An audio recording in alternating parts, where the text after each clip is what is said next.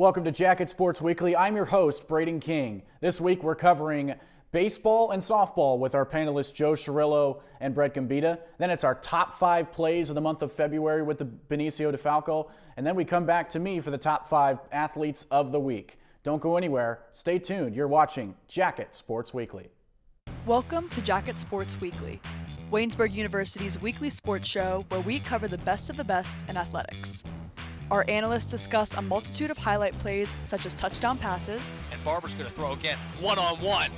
Does he got it in him? That's a catch! Tyler Richmond with flags thrown everywhere makes the catch! Touchdown Waynesburg! And ones. This was low, Waynesburg's going to get it! Suggs is going to pull away here, go for the layup, and it's going to fall in and one! PJ Suggs! And home runs. Higgins drives one to left field. The left fielder running back, and that ball is out of here. Grace Higgins. Join us every Wednesday to see what's new in Waynesburg University athletics.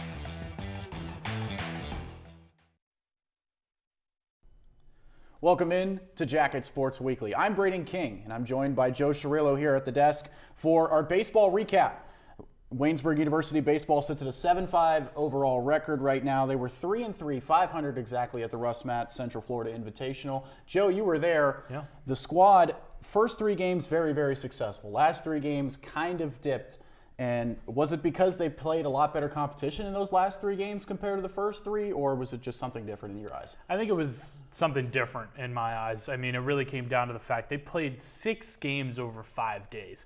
And that can become strenuous on a lot of different guys. It was strenuous on Hunter Mammy. We saw it when we were down there at the Russ Matt Invitational where he was having to put arthritis cream on his knees because he was having some difficulty going up and down in that catching position. And that's something that you can't really be having, especially this early in the season. And so there was a lot of times that, the fatigue was catching up with these players. They didn't really change up their lineups. They kept the same guys out there from time in and time out. Giraffa on first, Gabriel on second, Flambard on short, and Leonard on third, and only really changed up in their last game against Anderson where they had a few different guys like Ian Trott go over to first. And it just really I think it really caught up to them in general. And I think that this is a learning curve for not only the team, but also for the coaching staff, realizing that, hey, these guys maybe need a day off in between. They played 3 games within 2 days, 2 of them being 7-inning games and 1 of them being a 9-inning. Kind of caught up to them. But overall, I think they had a very successful season over down in Winter Haven. I think that they, 3-3, it's not what we love to see, but I think overall, they were able to learn a lot about themselves, a lot about their pitching rotations, and a lot about what their 9-inning games are going to look like. They've only really played 7-inning games going into that week. And so getting a few 9-inning games and seeing how they react and how they kind of develop themselves over the course of those innings, I think they learned a lot. A season-high 11 hits in that opening game against Bluffton, an 8-7 win, followed by a 5-4 win where they drew 7 walks in that sweep against Bluffton. That was a really good start to the trip. It definitely was, and it really came down to a lot of those guys in the 7, 8, and 9 hole, and it was really with Mason Leonard, Noah Gabriel, and Caden Flambard, who has 10 total walks on the season right now, and he leads the team in walks, on sack bunts, and then also on on-base percentage. He's currently at 500, so you really look to those guys who are going to be able to get on the bag so that way then when you go back to the top of the lineup with Giraffa, with Hamilton in there, you can get those runs brought in. I think the biggest thing that happened over that break was that Eli Boring went down in that 5th game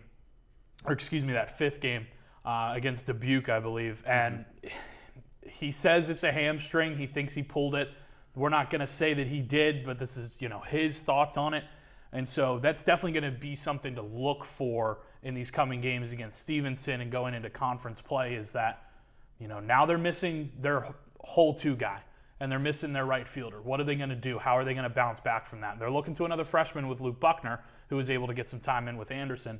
But I think for them, they were able to learn from themselves on hitting, on walking, what they can do offensively, but it really stretches out to they had that 11-hit game, which was amazing, but then in those next games, the bats weren't flying, and they need that to happen with this game. those next couple of games, a season low. 3 hits in back-to-back games, a 13-3 loss against Trine, and then that 10-0 loss to Dubuque. After that, a 8-4 loss against Anderson, a team from Indiana, 10 strikeouts, a season high for the squad on the batting side. Coming into these couple games next week before the PAC schedule opens, obviously Waynesburg was predicted to finish dead last in that PAC poll. So trying to sort of build your resume in before PAC action. They've got a really solid squad against Stevenson, who's 6-1 coming up next week. Then the next day, a doubleheader against Penn State Altoona, who struggled this year. How can they kind of reassess the people around the university watching them here before PAC play? I'll go with what Trent Giraffa said when we were sitting at the pool at the resort down in Winter Haven, was we need to beat the guys that we know we can beat and then compete against the ones we know we can. And it was very honest from him when he said that, was that, look, we know that there's teams like Grove City, Dub J, that are having an average of 20 hits a game, that it's not going to happen. And that's okay. He knows that. But they all know that as well. And we talked with them, with Mammy, with Flambard, multiple times over the break, that they feel more connected now. And you could go back. You can check me on that. On the junior varsity broadcast we did on Tuesday against St. Vincent, okay? You could go check me. They talked about how they feel more connected. They feel like a team. And they feel a lot more connected as a whole. There's not cliques. And that they're one in the same. And so them having that, mentality together, I think is going to help them get a lot more wins than what's expected.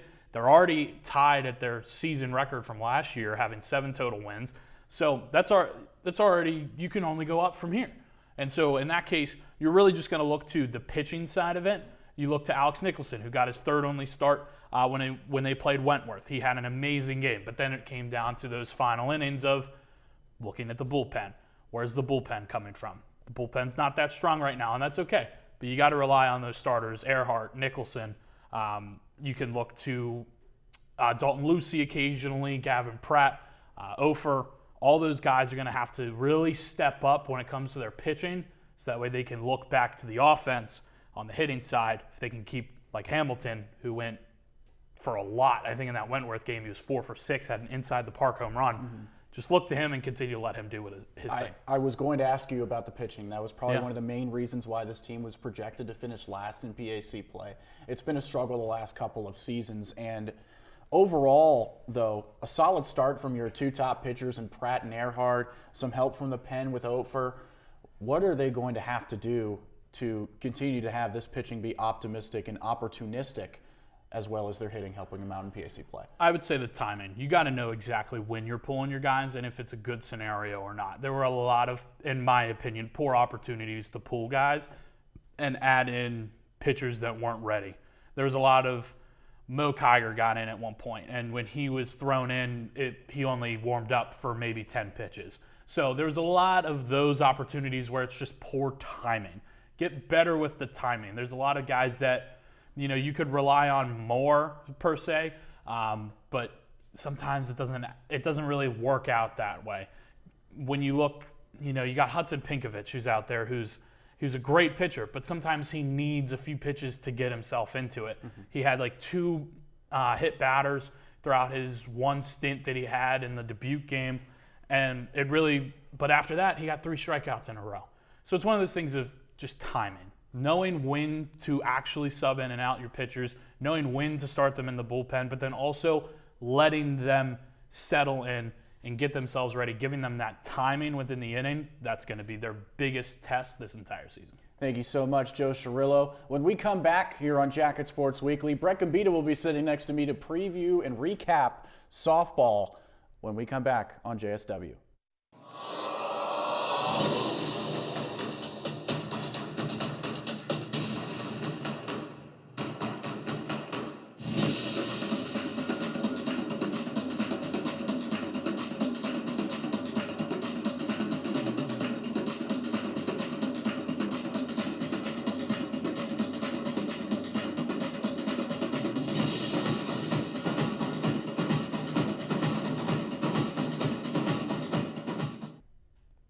Welcome back to Jacket Sports Weekly. Well, we talked about baseball. Now we're transitioning into softball. They also had a trip out of state. It was at Myrtle Beach, South Carolina. I'm joined by Brett Gombita here at the desk, our softball analyst, and a 9-3 overall record now, a 6-2 record at the Fast Dreams the Fast Dreams Spring Classic, excuse me.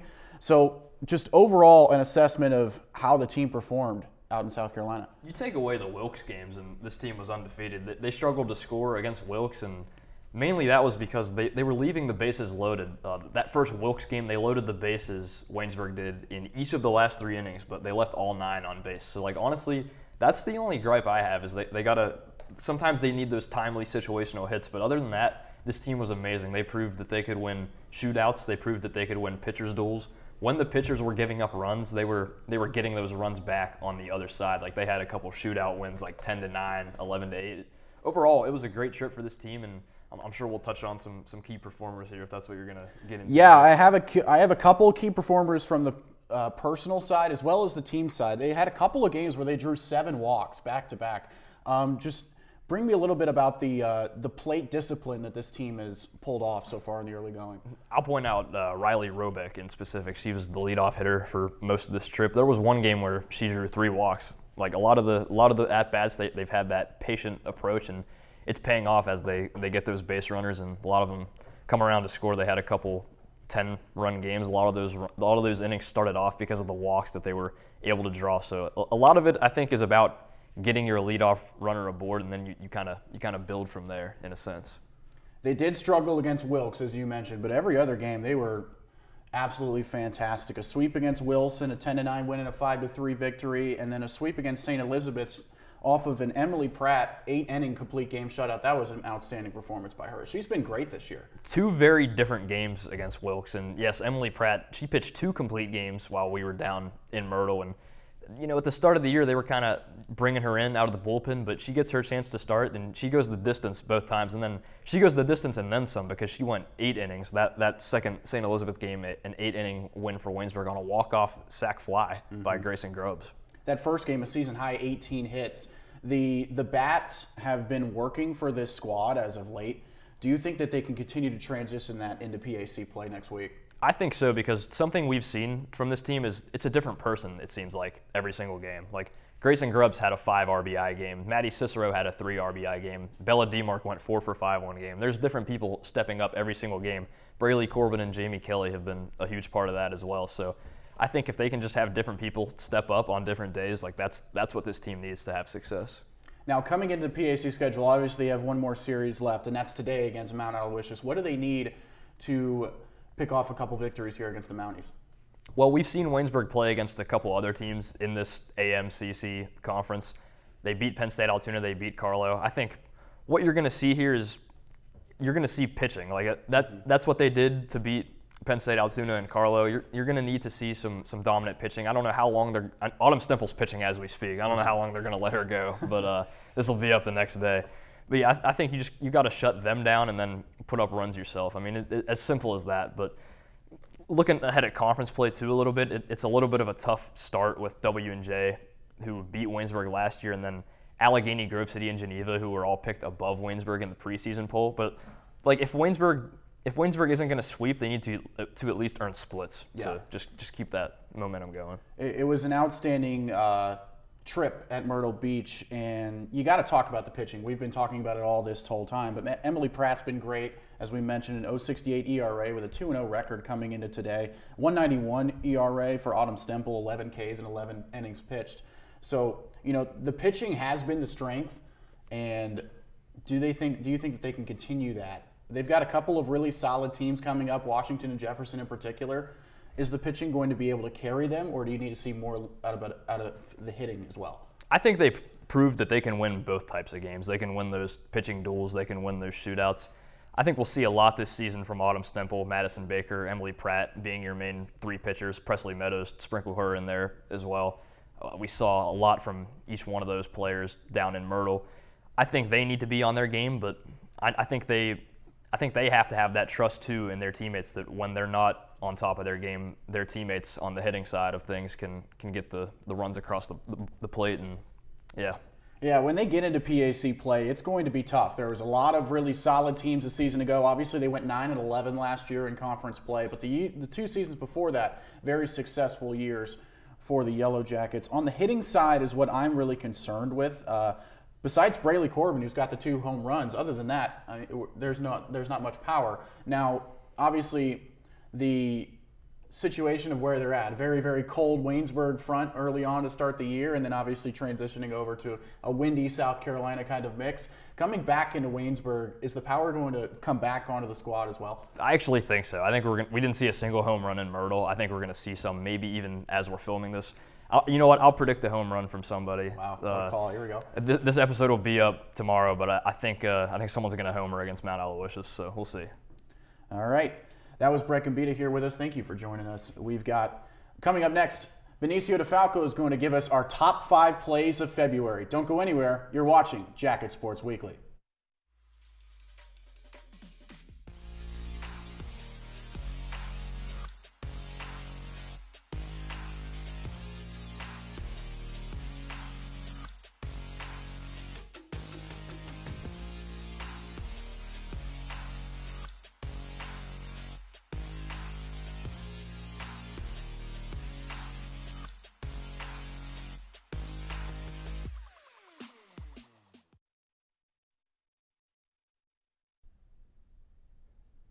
Welcome back into Jacket Sports Weekly. The month of February is concluded, so it's time for your monthly recap. We're talking the top 5 plays from the month of February. Starting things off at the number 5 spot, Grant Barnhart had a 3-pointer from the left wing side to give Waynesburg the 81-80 lead over Hiram. You see Aiden Blake driving in, throws it out to Grant Barnhart. Grant Barnhart takes a step back, nothing but net. Waynesburg went on to win the game 84-82 in the victory over Hiram. At the number 4 spot, Callista Friday, 2-pointer to start Waynesburg on a 13-2 run as Waynesburg went on to beat Bethany 82-71.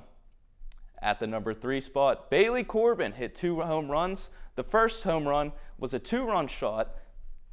The second was a 3-run shot, as Waynesburg defeated Carlo 13-5 in only 6 innings. You see the second home run here. It's a moonshot hit out the deep left field. Waynesburg went on to win the game 13-5 in only 6 innings. At the number 2 spot, Jesse Orban adds another thing under his belt. He wins his second straight 174-pound title with his pin on St. Vincent's Chase Brandabora.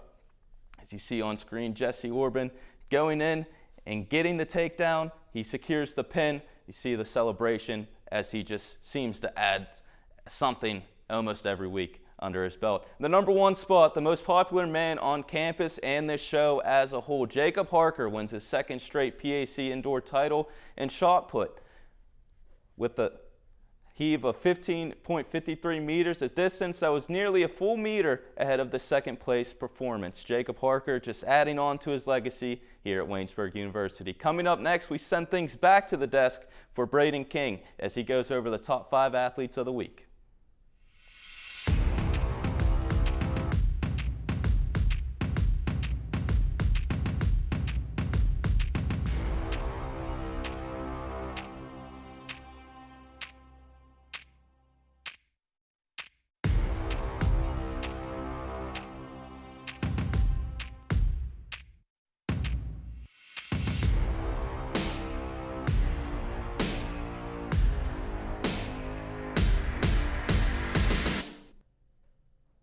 Welcome back to Jacket Sports Weekly. It's time for the top 5 players of the week. At number 5, I've got Noah Gabriel, and he's a baseball player. He went 2 for 5 for Waynesburg on March 2nd with a double and a triple. 3 RBIs in the doubleheader sweep against Bluffton. He's been phenomenal for the squad, and he was very, very good at the road trip in Central Florida. Number 4, I've got Trent Giraffa. He was the men's athlete of the week a week ago, and just being another big bat for the Yellow Jackets and a stout defensive player in the infield as well. Number 3, Ella Rochelle. She took home Women's Athlete of the Week for last week. She found podium in 4 different events and competed in a 5th, and notably took bronze in the 400-meter, finishing the race in just over 0.02 of a second over a minute in time. Number 2, Emily Pratt, softball. 8-inning complete game shutout at Myrtle Beach on March 4th, a 1-0 win for Waynesburg over St. Elizabeth to kick off a 2-game sweep. And finally, our number 1 athlete of the week, Jamie Kelly, a softball player.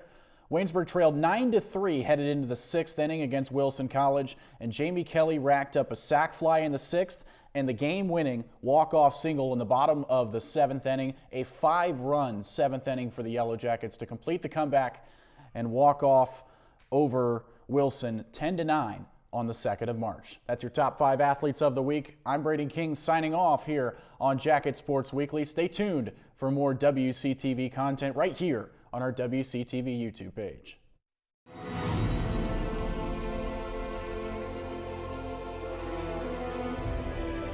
This has been a production of Waynesburg Community Television.